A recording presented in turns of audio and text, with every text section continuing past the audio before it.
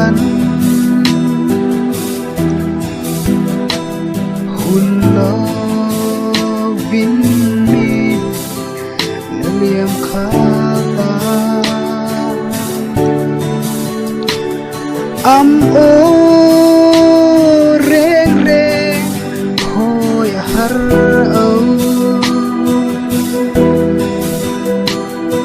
nasian ruangi kam cap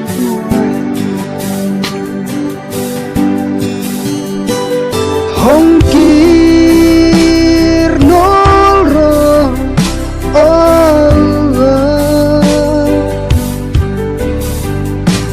sian rual ngei mang kan phal ne lo nang ma ranga reng rengi imen tian luang lau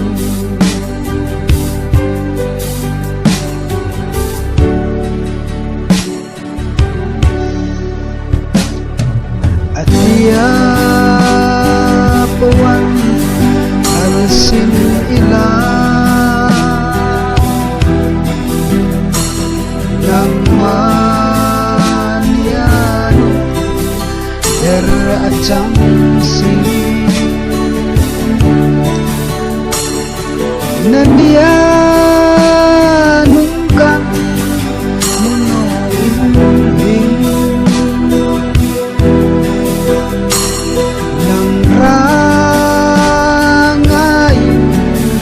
kancap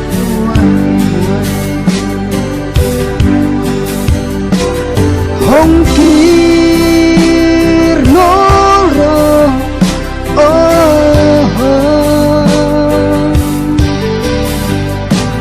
sian rual ngemang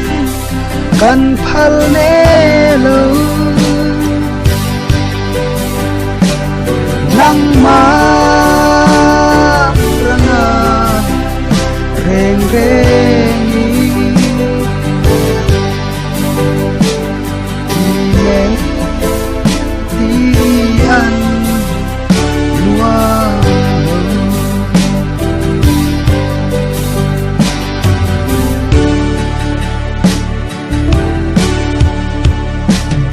ambil sin mi an kepulian nang cu tinta kan lebay maju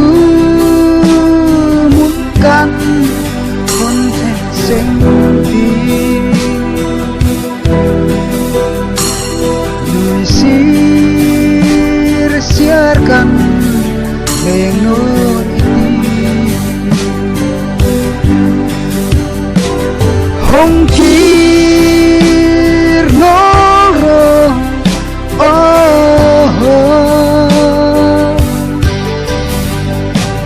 sian rual ngemang kan phal ne